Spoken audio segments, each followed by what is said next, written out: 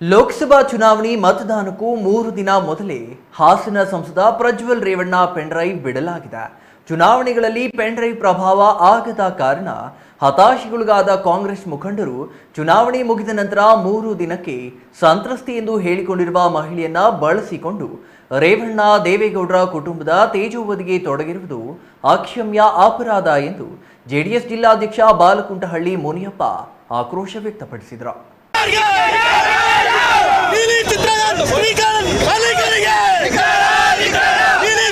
ಚಿಕ್ಕಬಳ್ಳಾಪುರ ನಗರದ ಶಿಡ್ಲಘಟ್ಟ ವೃತ್ತದಲ್ಲಿ ಜೆಡಿಎಸ್ನಿಂದ ಹಮ್ಮಿಕೊಂಡಿದ್ದ ಕಾಂಗ್ರೆಸ್ ಮುಖಂಡರ ವಿರುದ್ಧದ ಪ್ರತಿಭಟನೆಯಲ್ಲಿ ಮಾತನಾಡಿದ ಜೆಡಿಎಸ್ ಜಿಲ್ಲಾಧ್ಯಕ್ಷ ಬಾಲಕುಂಟಹಳ್ಳಿ ಮುನಿಯಪ್ಪ, ರಾಜಗೋಪಾಲ್ ಭವಾನಿ ರೇವಣ್ಣ ಅವರ ಸಂಬಂಧಿ, ಸಂತ್ರಸ್ತೆಯು ಅವರ ಸಂಬಂಧಿಯೇ ಆಗಿದ್ದು ತನ್ನ ಕಷ್ಟ ಹೇಳಿಕೊಳ್ಳಲು ಅವರ ಮನೆಗೆ ಬಂದಿದ್ದಳು. ಆಕೆಯನ್ನು ಯಾರೂ ಅಪಹರಣ ಮಾಡಿಲ್ಲ. ಅವರನ್ನು ಕಿಡ್ನಾಪ್ ಮಾಡುವ ಅಗತ್ಯವೇನಿದೆ? ದೂರುದಾರ ಸಂತ್ರಸ್ತೆಯನ್ನು ದುರ್ಬಳಕೆ ಮಾಡಿಕೊಂಡು ಇಲ್ಲಸಲ್ಲದ ಆರೋಪ ಮಾಡಿ ತೇಜೋವಧೆಗೆ ತಿಳಿದಿರುವುದು ಕಾಂಗ್ರೆಸ್ಗೆ ತರವಲ್ಲ ಎಂದು ದೂರಿದರು. ಮಂಡ್ಯದ LR ಶಿವರಾಮೇಗೌಡ ಜೆಡಿಎಸ್ನಿಂದ ಎಲ್ಲವನ್ನೂ ಪಡೆದು ಈಗ 12 ಕೋಟಿ ಹಣಕ್ಕಾಗಿ ದೇವೇಗೌಡ ಕುಟುಂಬದ ವಿರುದ್ಧ ಆರೋಪ ಮಾಡಿರುವುದು ಅವರ ನೀಚ ಬುದ್ಧಿಯನ್ನು ತೋರಿಸುತ್ತಿದೆ. ಪಕ್ಷದ ವರಿಷ್ಠರ ಆದೇಶದಂತೆ ಜಿಲ್ಲಾ ಜೆಡಿಎಸ್ನಿಂದ ಪ್ರತಿಭಟನೆ ಮಾಡುತ್ತಿದ್ದು, ಕಾಂಗ್ರೆಸ್ ಲೋಕಸಭೆಯಲ್ಲಿ ಶೂನ್ಯ ಸಂಪಾದನೆ ಮಾಡುವ ಹತಾಶೆಯಿಂದ ಈ ರೀತಿಯ ಅಕ್ರಮ ಮಾರ್ಗಗಳ ಮೂಲಕ ಉತ್ತರ ಕರ್ನಾಟಕದ ಚುನಾವಣೆ ಗೆಲ್ಲಲು ಹೊರಟಿದೆ ಎಂದು ಲೇವಡಿ ಮಾಡಿದರು.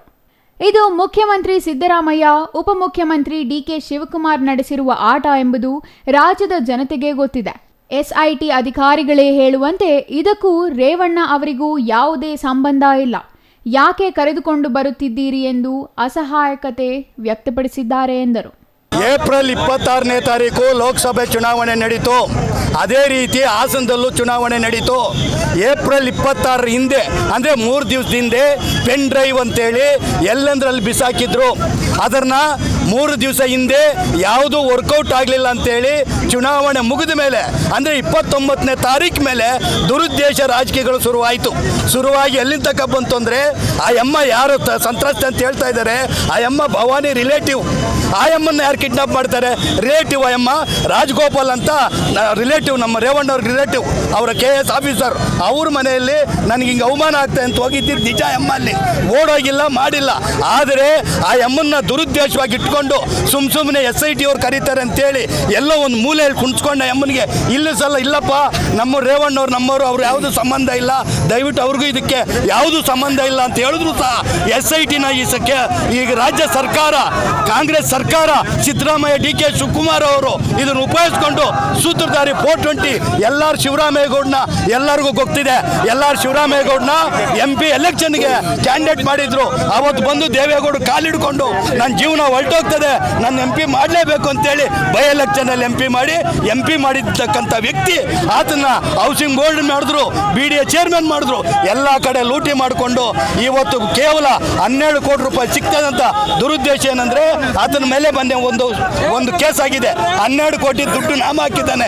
ಅದನ್ನು ಇನ್ಕ್ಲೂಡ್ ಮಾಡೋಕ್ಕೆ ಸೂತ್ರಧಾರಿ ಉಪಯೋಗಿಸ್ಕೊಂಡು ಲಾಯರ್ ಆದಂಥ ಜವರೇಗೌಡರನ್ನ ಯೂಸ್ ಮಾಡಿಕೊಂಡು ಅವನ ಮುಖಾಂತರ ಇಟ್ಕೊಂಡು ರಾತ್ರಿ 12:15 ಗಂಟೆಯಲ್ಲಿ ಸದಾಶಿವನಗರ DK ಶಿವಕುಮಾರ್ ಮನೆಯಿಂದ ಫೋನ್ ಮಾಡ್ತಾನೆ. ಲಾಯರ್ಗೆ ಫೋನ್ ಮಾಡಿ ಲಾಯರ್ನ ಕೇಳ್ತಾರೆ. ಲಾಯರ್ ಮಾತಾಡ್ತಾನೆ, ಅಣ್ಣ ಮಾತಾಡ್ತಾರೆ ಅಂತ. ಯಾವ ಅಣ್ಣ ಅಂತ ಕೇಳ್ತಾನೆ ಲಾಯರು. DK ಶಿವಕುಮಾರ್ ಅಂದಾಗ DK ಶಿವಕುಮಾರ್ಗೆ ಫೋನ್ ಕೊಡ್ತಾರೆ. DK ಶಿವಕುಮಾರ್ ಹೇಳ್ತಾರೆ, ಇದಕ್ಕೆಲ್ಲ ನೀನು ಸಹಕಾರ ಕೊಡು, ನಾನು ಕ್ಯಾಬಿನೆಟ್ ರ್ಯಾಂಕ್ನ ನಿನಗೆ ಚುನಾವಣೆ ಮುಗಿದಿದ ತಕ್ಷಣ ಕೊಡ್ತೀವಿ ಅಂತ ಅಂಶ ಕೊಡ್ತಾರೆ. Jangalahalli Ashwath, CTV news, Chikkaballapur.